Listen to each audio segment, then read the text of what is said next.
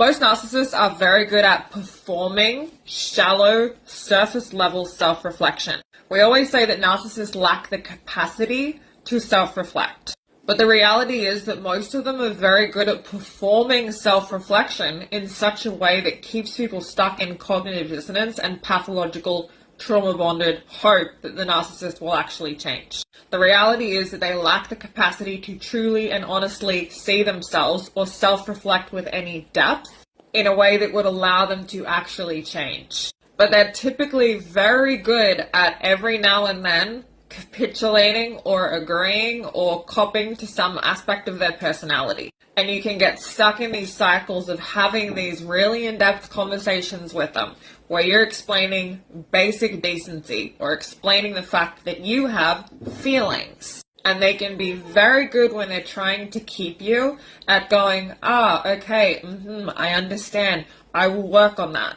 Or they'll say, you're right, I do have this aspect to my personality, or I do understand what you're saying when they actually don't, they're pretending. It gets you stuck because when you're in a trauma-bonded relationship, you have this endless hope that things are going to get better.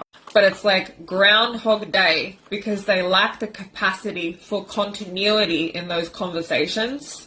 They're performing self-reflection, and it's only a matter of days or weeks before they're back to doing the exact fucking behavior that you've talked to them about once, twice, 500 times. And it's so infuriating because you're like, oh my God, we talked about this. You agreed. You said you were going to do this. You said you were going to stop. And they don't because they lack the capacity to actually change.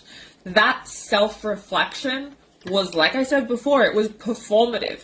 It was for show. It doesn't last. And even if they do cop to some aspect of their behavior or their personality, they very quickly and easily rationalize and justify it away.